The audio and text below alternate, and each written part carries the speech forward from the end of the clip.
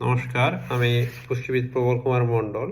আজকে আমি আলোচনা করব ত্বকে বয়সের ছাপের সঙ্গে কোলাজেনের সম্পর্ক।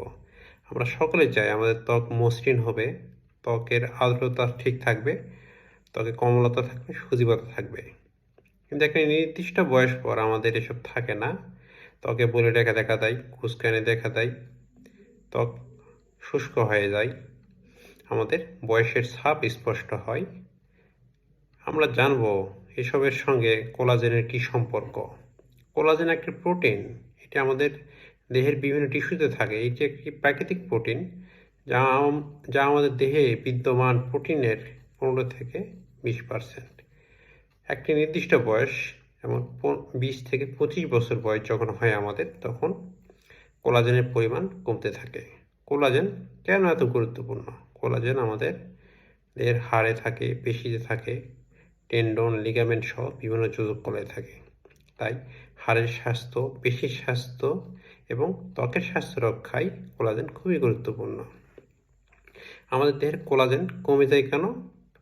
অপর্যাপ্ত ঘুম, বয়স বৃদ্ধি, অ্যালকোহল, ধূমপান, আমাদের দেহে প্রদাহ, অ্যান্টিঅক্সিডেন্ট জাতীয় খাদ্যের অভাব, ব্যালেন্স ডায়েটের অভাব এবং শারীরিক পরিশ্রমের অভাবে। কোলাজেন আমাদের ত্বকের জন্য কেন এত গুরুত্বপূর্ণ? আমরা যখন ছোটো থাকি আমাদের ত্বক নরম থাকে, কারণ আমাদের দেহে কোলাজেন থাকে। এই কোলাজেন আমাদের কোষগুলোকে, ত্বকের যে কোষ সেগুলোকে কাছাকাছি রাখে, ফলে ত্বক নরম হয়। কিন্তু কোলাজেন অভাব হলে কোষগুলো দূরে চলে যায়, ফলে আমাদের ত্বকে বলিরেখা দেখা দেয়, আমাদের ত্বকের যে ইলাস্টিসিটি এটা কমে যায়। আমাদের ত্বকের যে আর্দ্রতা এটা ধরে রাখার জন্য কোলাজেন খুবই গুরুত্বপূর্ণ। কোলাজেন অভাব হলে আমাদের ত্বকে ফাটল ধরে, ত্বক শুষ্ক হয়ে যায়।